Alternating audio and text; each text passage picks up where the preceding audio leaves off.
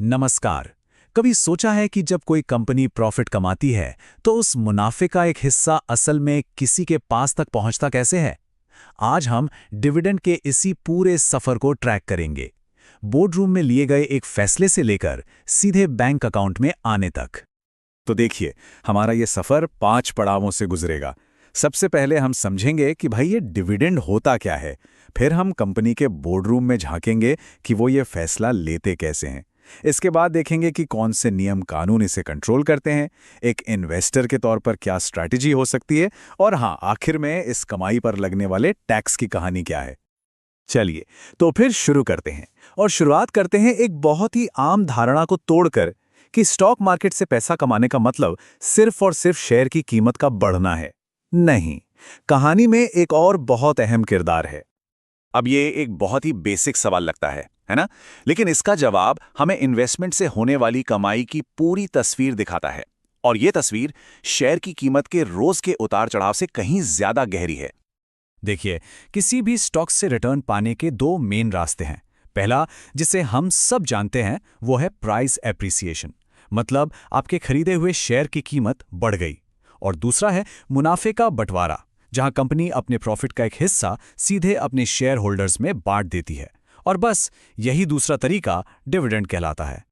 एकदम आसान शब्दों में कहें तो डिविडेंड कंपनी के मुनाफे का वो हिस्सा है जिसे बिजनेस में वापस लगाने के बजाय शेयरधारकों को एक कैश रिवॉर्ड के तौर पर दिया जाता है। ये कंपनी की कामयाबी में आपकी सीधी हिस्सेदारी है। तो ठीक है, अब हम जानते हैं कि डिविडेंड क्या है। पर अगला सवाल यह है कि एक इन्वेस्टर के तौर पर इसे मापें कैसे? कैसे पता करें कि कौन सी कंपनी बेहतर डिविडेंड दे रही है? इसके लिए दो बहुत ही जरूरी पैमाने हैं। पहला है डिविडेंड पे आउट रेशियो। अच्छा, इसे ऐसे समझिए कि कंपनी का मुनाफा एक केक है। ये रेशियो बस ये बताता है कि उस केक का कितना % हिस्सा शेयर होल्डर्स में बांटा जा रहा है और कितना हिस्सा कंपनी अपने फ्यूचर के लिए बचाकर रख रही है। ये कंपनी की पॉलिसी का एक बहुत साफ इंडिकेटर है। दूसरा और शायद सबसे जरूरी मेट्रिक है डिविडेंड यील्ड।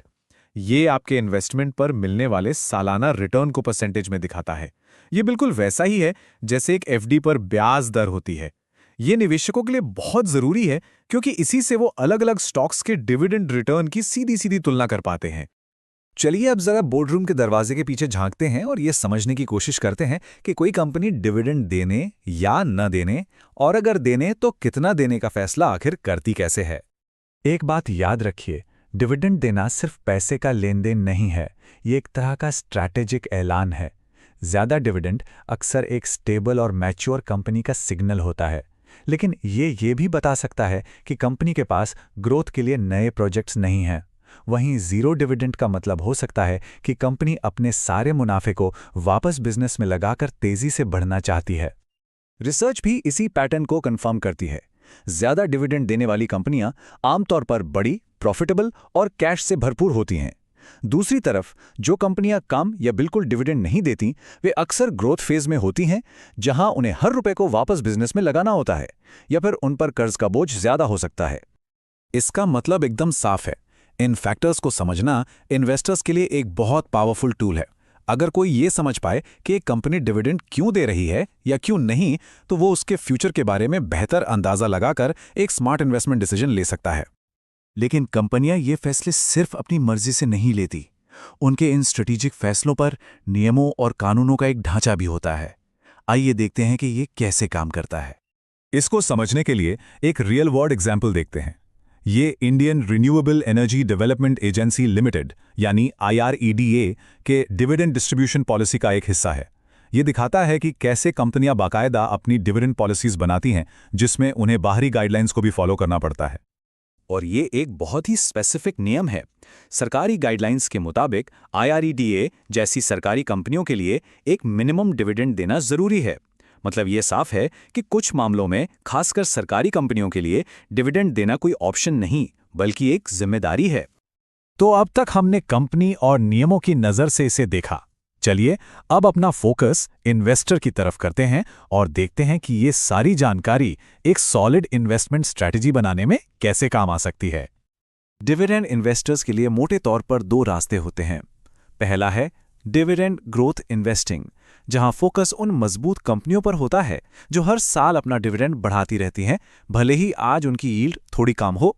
और दूसरा है हाई यील्ड इन्वेस्टिंग, जहां मकसद उन कंपनियों को ढूंढना है जो आज सबसे ज्यादा यील्ड दे रही हैं। दोनों के अपने अपने फायदे और रिस्क हैं। तो सवाल ये है कि डिविडेंड ग्रोथ वाली कंपनियां दिखती कैसी हैं? आमतौर पर ये बेहतरीन बिजनेस होते हैं जिनके पास एक स्ट्रॉन्ग और प्रेडिक्टेबल कैश फ्लो होता है। ऐसे एसेट्स होते हैं जिनकी नकल करना मुश्किल हो, कर्ज कम होता है और एक जबरदस्त मैनेजमेंट टीम होती है। यही वो चीजें हैं जो उन्हें लंबे समय तक डिविडेंड बढ़ाने की ताकत देती हैं। तो ठीक है, स्ट्रैटेजी चुन ली गई और डिविडेंड भी अकाउंट में आने लगे, लेकिन सफर यहां खत्म नहीं होता। अब हम इसके आखिरी और सबसे जरूरी पड़ाव पर हैं, इस कमाई पर टैक्स कैसे लगता है और असल में हाथ में कितना आता है। इंडिया में अब नियम बहुत क्लियर है। कुछ साल पहले तक डिविडेंड टैक्स फ्री हुआ करता था, पर अब ऐसा नहीं है।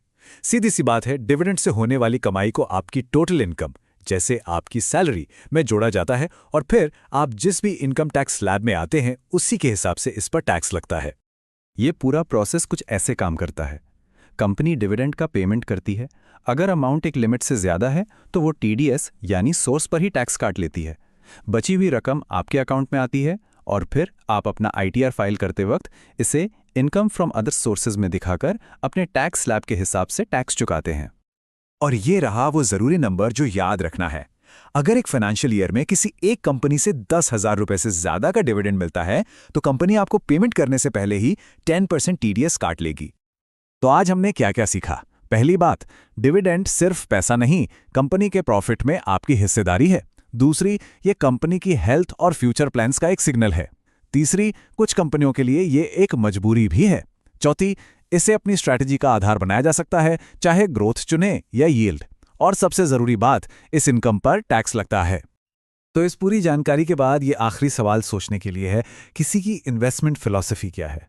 क्या आज तुरंत रिटर्न ज्यादा जरूरी है या उस कंपनी के साथ लंबे समय तक तरक्की करना जो लगातार और मजबूती से वैल्यू बनाती है?